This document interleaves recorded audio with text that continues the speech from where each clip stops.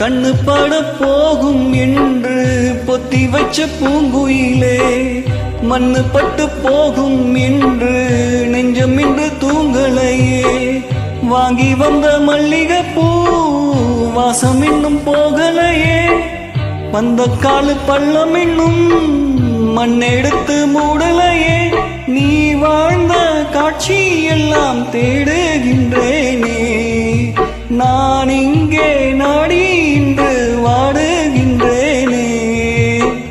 சோழ பசுங்கிளியே, சொந்தமுள்ள பூங்கொடியே, கோடி திரவியமே வந்தது வந்தது ஏன், கொல்ல போனது போனது ஏன், ஆவி துடிக்க விட்டு சென்றது சென்றது ஏன், விட்டு சென்றது சென்றது ஏன்.